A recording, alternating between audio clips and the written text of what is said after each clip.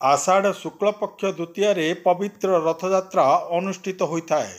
कुचिंडा सहरर जगन्नाथ मंदिर रे थिबा जगन्नाथ रूपी दधिवामन महाप्रभु गतकाली नौ यौवन रूप भक्तों दर्शन देला परे आज सकाळु मंदिर रे जगन्नाथ रूपी दधिवामन महाप्रभु रथरे 9 दिन पाई गुंडीचा मंदिर माउसी घर को जीवा पाई बेश होइथिले। यापरे दिन तमाम प्रभु जगन्नाथ रूपी दधिवामन को भक्त दर्शन करथिले।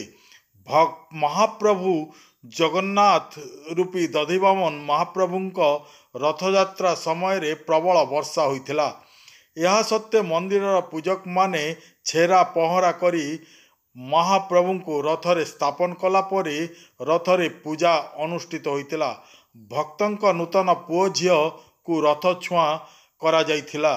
शांतिपूर्ण भावरे जगन्नाथ मंदिर रु गुंडीचा मंदिर को भक्तगण रथ को टाणी नैथिले। सहर रे प्रबल जनसमागम को देखि कुचिंडा पुलिस सुरक्षा व्यवस्था तदारख करथिले। सेहीपरि कुचिंडा मेडिकल टीम मध्य कौनसी अघटन पाई सजाग होई रहिथिले।